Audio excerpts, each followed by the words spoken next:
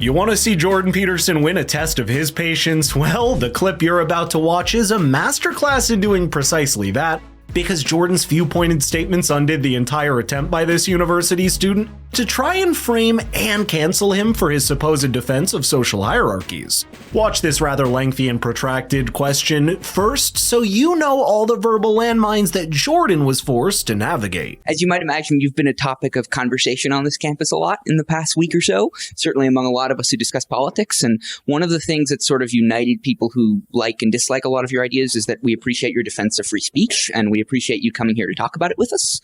But one of the things I thought was really interesting is Professor Van Dyke addressed the distinction between you and Jonathan Haidt. And you mentioned this as sort of a temperamental one. And I think, I'm sure that's true to some extent, but I noticed you've made a lot of more sort of substantively inflammatory claims. Like in the course of this lecture, you called the authors of Facebook posts demons and totalitarians. In past events, you've called them things like neo-Marxists, cultural Marxists. You've called them, I believe, a fifth column that is committing treason against the West. And it seems to me this is more than temperamental. This is a substantive difference. It's a substantive difference, yes. And another thing you've done is that, unlike Haidt, you have a more sort of comprehensive political program. You've talked a lot in defense of traditional hierarchies, both of gender, of class, so on, though emphatically not of race. And so it seems that I haven't talked about defense of traditional hierarchies in terms of gender and class. That's not true. Well, you've talked about hierarchies in society. You've talked about that's yes. true. I have done that, but I haven't justified them on the basis of gender and class. Whatever it was, okay, categories. You talk not about, okay. That's an important distinction. Okay, but you defend hierarchies in society in a way that you talk a lot about the Pareto distribution, yes? That doesn't mean I defend it. Well, okay. Okay. Yes. Well, I mean, I think you talk observing that something exists is not the same as defending it. How in the world? Well, people attack it, right? What's that? You don't. People attack it. Attack attack the hierarchies of society is inherently unjust, right?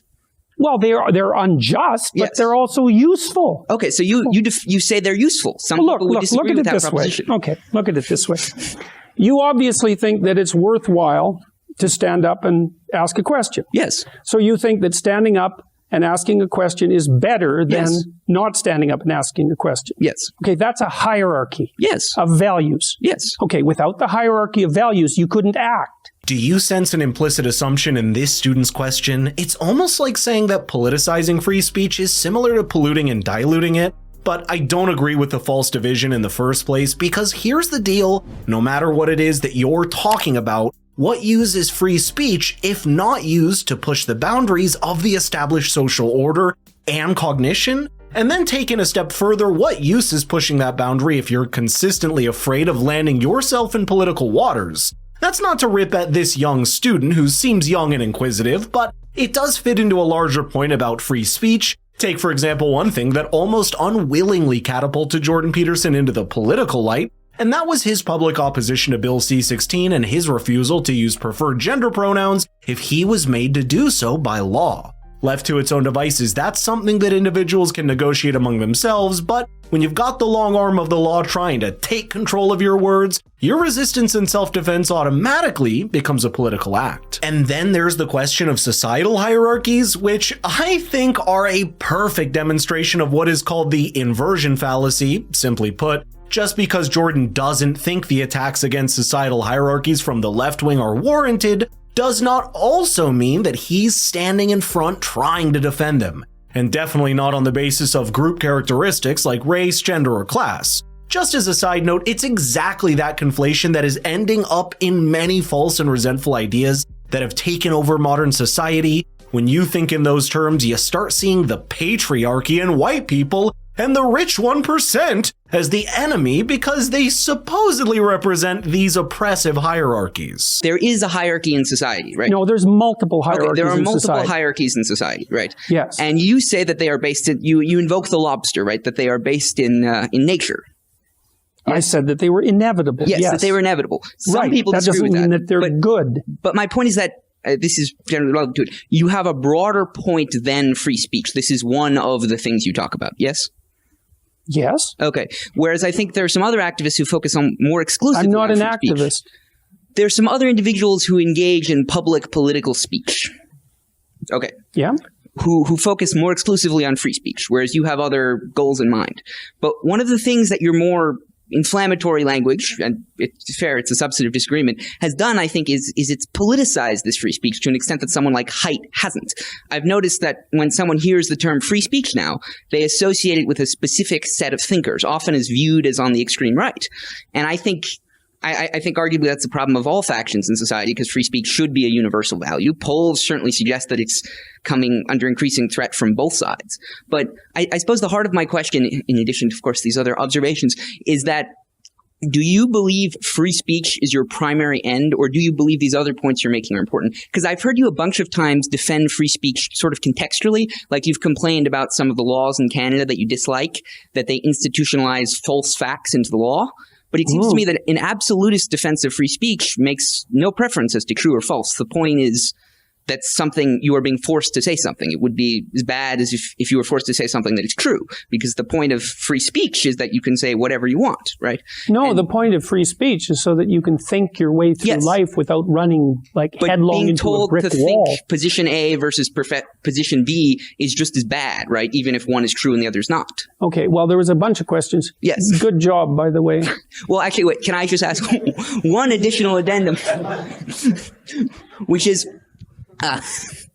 Mathematician Alfred North once remarked that, quote, "The purpose of thinking is to let our thoughts die instead of us." And when it comes to society at large, that process of thinking is done at a collective level when people are allowed to exchange and assess ideas through the free and open medium of speech. What happens when you close that avenue for people? You eventually get a clot in the system until it bursts in the form of violence on a longer timescale.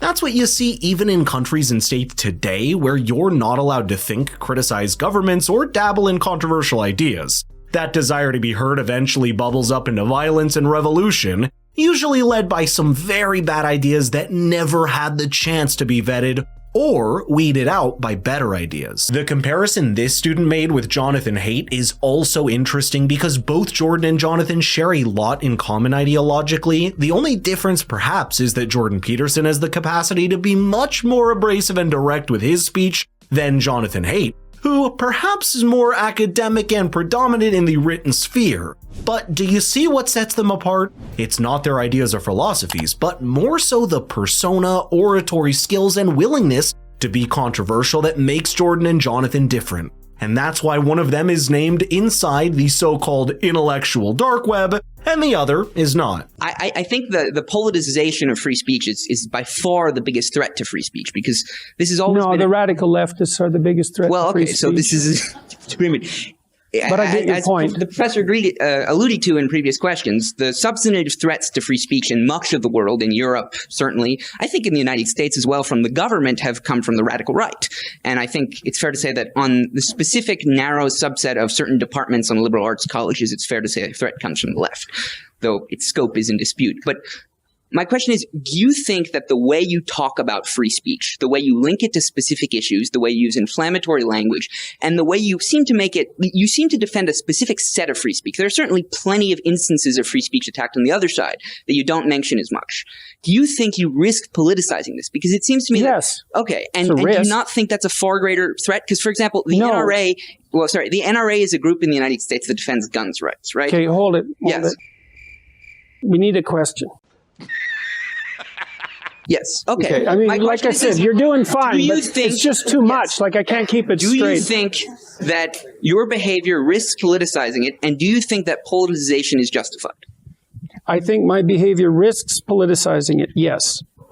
I would rather it not be politicized, and I'm doing what I can to manage that risk. However, it's become political in my country because the government implemented compelled speech legislation. So I wasn't complaining about that before it became political. Now, there is a time, even when you're detached in some sense from the political realm, that you can't be detached anymore. Well, I'm not happy with the fact that this has become politicized. You could say that I haven't done a stellar job in ensuring in every possible manner that this has remained neutrally apolitical. Probably true. But I'm not particularly unhappy with the way things have gone so far. So, and I'm not happy with the radical left. And so if they're irritated at me, so much the better, as far as I'm concerned. So have I conducted myself perfectly? It's like, undoubtedly no. So I've got more than my fair share of faults, and a temper is one of them. But I'm muddling through. That's what's at the heart of it. You can be as aloof and detached from the political sphere as you want, but it's impossible to remain that way when a government treads too close to your protected rights. And there's no greater protected right than the right to have control of your own tongue. Remember, Jordan Peterson has been active in the literary and media sphere for nearly 20 years. His first book, Maps of Meaning, came out all the way in 1999. But it was when he imported his ideas and philosophical insight into the political sphere that's when Jordan Peterson became the enigma he is today. As for this student in particular, I think the fact that he's even asking questions means that he's better off than most people today who would rather not even engage with someone they disagree with. And this interaction will probably be relevant in reminding people of why that is so important.